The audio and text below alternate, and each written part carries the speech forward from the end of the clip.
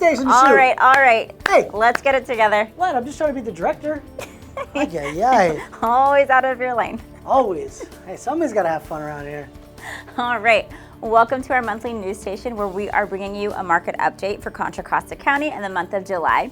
There were a total of 1,000 sales. The average sales price was $1,055,000, and half of those were under $840,000. So we're seeing the prices go down just the slightest bit. There are currently 2,000 houses on the market, so that's 500 more than there were in June. Inventory is increasing. There's more houses for all of you. The highest priced property was in Lafayette at $8.8 million, absolutely gorgeous, and the lowest priced property was $185,000, two-bedroom condo in Richmond. As you know, we like to break down to each Contra Costa County. In the month of June, we had 310 sales. Average sales price was over $740,000. Now, half of those, though, were under $700,000. Now, that being said, our highest price point was in Brentwood, $2 million, and our lowest price point was in Antioch, was $240,000 for a two-bedroom condo. There's currently 712 active properties on the market in East Contra Costa County, and if you remember in April, we had just about 400 listings on the market, so there has been more inventory coming out month over month. Now that being said, if you're a buyer sitting on the sideline, there are certain price points where you could definitely get a deal. Now remember, there's going to be more buyers coming back in the market, and the reason for that is two things. The reason why the buyers pulled out of the market was one, interest rate hike, 2%, as well as stock market, 20% correction going down.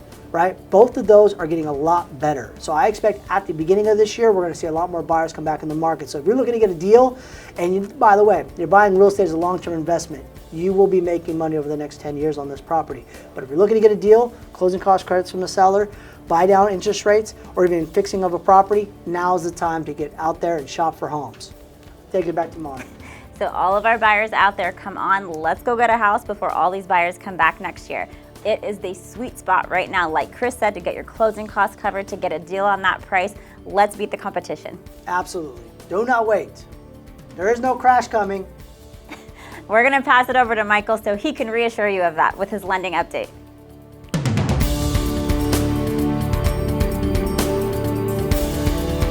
Michael Gordon here with this month's lending update.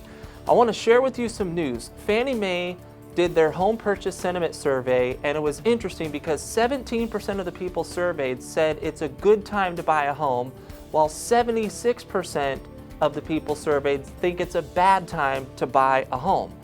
And they're citing the largest reason being where interest rates have gone. Now let's get real about interest rates, okay? Interest rates in 2018 were upwards of 4.87%. In early 2019, they were 4.46%. Right now, they're currently hovering just under 5%, with the average being around 4.99%. Yes, in the month of July, were they up around 5.5%? They were, but rates have calmed back down a little bit. People are starting to understand what's going on in the economy and what's going on in the world, and the bigger picture here is buyer behavior out there. The statistics that I just read to you hold true with the way people have been behaving in the marketplace, where around 20% of them are showing up as real competition, whereas the other 80% who think it's a bad time to purchase a home aren't really competing very well in the market. That means for you, if you're looking to make a purchase, you have very little competition, and the fact is there's very low inventory and a lot more people out there wanting to buy homes. So it is a fantastic time to buy a home. Interest rates were artificially held low from COVID forward because the government stepped in and spent oodles of money bringing interest rates down. And just because they've stopped spending that money now and interest rates have gone back to a level where they are now, it's not crazy high. It's still affordable out there. So I'd recommend get your pre-approvals updated, get out there and start shopping, and see what you can do for yourself to take advantage of this while things are on sale and people are thinking it's a bad time, because it's a great time for you. Now for some community updates from Chris.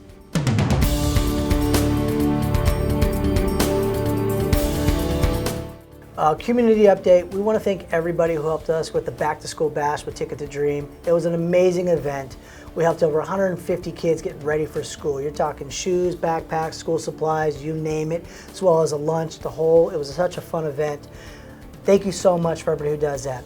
Good news, we still need more help. I know kids are back in school here in East Contra Costa County, but we're still doing a school supply drive. You can drop off school supplies at any of our open houses, as well as our office at 2157 Country Hills Drive, Suite 206 here in Antioch, California. Once again, we can't thank everyone so much for all your guys' hard work and dedication. This is a year-round thing for us. We're super excited to help these kids, and thank you again, once again, from the bottom of our hearts.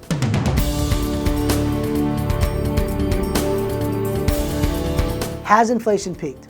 That's a great question. Well, let's dive into the numbers.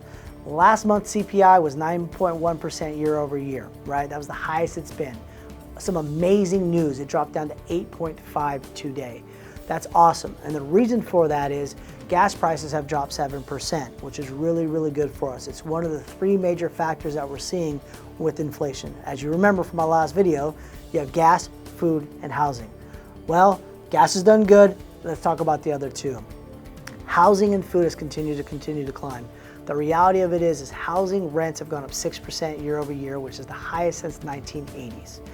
We need a few things to happen. We need food prices to come down, we need gas prices to continue to go down, and we need to build more homes and apartment complexes. If we can do that, it's going to allow us to normalize the market and bring down inflation, and that's what we're really looking to do. Now, some more good news. The 10-year Treasury note went to 2.7 today, which has pushed rates below 5%, right?